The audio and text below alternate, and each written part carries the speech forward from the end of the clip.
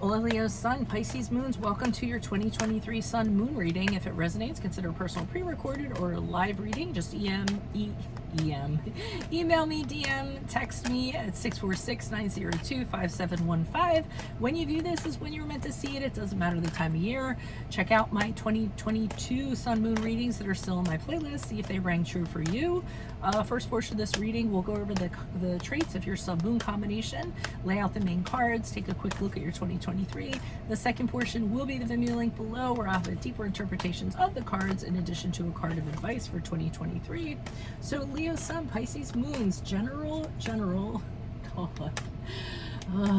Veronica, slow down on the T. Generous and charitable. You want to make your mark. You want to make your mark on the world through your humanitarian efforts. Your warmth and kindness, coupled with your intuitive abilities to sense others' feelings, makes you a perfect candidate for these endeavors. You always see the best in every person in every situation, but sometimes can be a little bit too much of an idealist. This combination produces a person of incredible imagination and creativity. You do very well in artistic pursuits, especially in theater or anything that takes center stage, because you like to be admired. While your Pisces Moon can be timid, your Leo Sun urges it on with its inborn confidence. While you're in touch with other people's emotions, you often have a problem getting a handle on your own. At times you can blow up in a prideful rage or can allow your feelings to dominate your decisions. As a coping mechanism, you may try to avoid emotional situations or stuff your own down, which is not a healthy solution. You're also a born leader, and others sense your energy and style when you enter a room. Your charm, magnetism, and empathy will always guarantee you followers and friends. So, Holy Spirit, angels, divine guides, universe, please provide your truth, your wisdom, your clarity, and your insight for Leo Sun, Pisces Moons for the year 2023. I see you provided a card for January, February, and March. Can you please provide 3 additional cards for the rest of the year? Any messages will be greatly appreciated, and we thank you. What do you see? What do they need to know? What do you see for April, May, June for Leo Sun, Pisces Moons? What do you see for July, August, September? Okay. What do you see for October, November, December? Oh, I hate these readings. Okay. I hate these types of readings because then, like, I get bashed, like, oh, you're so negative, thank you, blah, blah, blah. These are negative cards, okay? So before I even get into anything, let me start off by saying we do not grow unless we experience adversity. If everything is going to be happy-go-lucky all of the time, you just become these soft little balls of dough.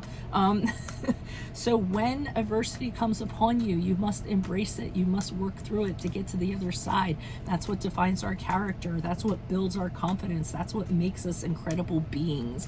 So if there's a negative reading, for one, be grateful that you saw the reading and that you can plan for a plan B.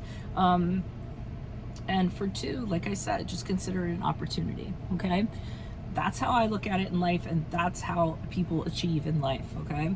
We can all curl up in a balls and go in a corner and gloom and doom it all day long, but what's that really going to do for us in the long run?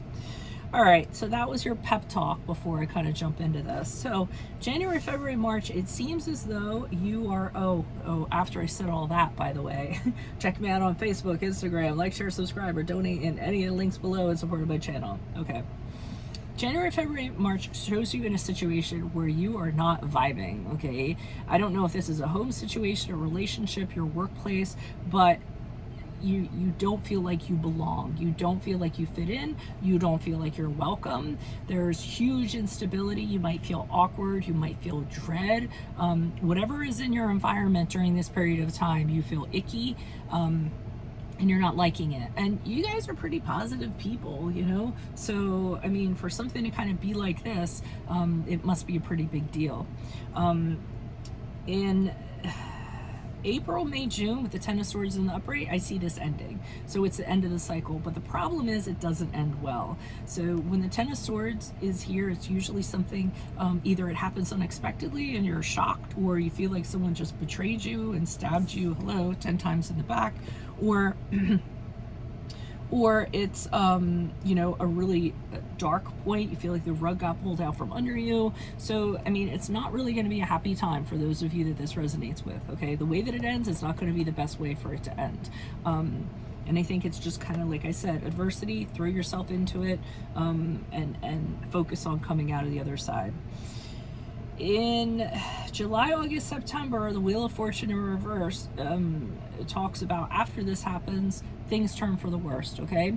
And it's nothing I feel like you're going to have any control over, so that's why I kind of said, you know, hunker down and kind of push through it. I mean, sometimes you just have to have your head down and say, you know what, nothing's going to knock me down. I'm going to still be standing on the other side of this, and I'm going to know the reason and the purpose for it all. So you need to hold on to that very tightly for 2023, okay? Or if you want to, just start thinking about, well, I could see this happening in January, February, March. So what can I do? I mean, if it's resonating with you, you can start thinking now, what would I possibly do if that scenario were to come up, so that we don't need to have the Ten of Swords and the upright?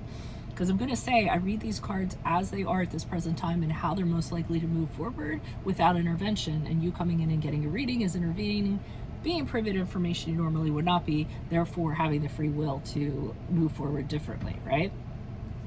So things will change for the worse here. So it'll be a dip down, and you'll just be like, God, it's going to really seem like it's going to be when it rains, it pours, I feel, once the ball kind of gets rolling in 2023.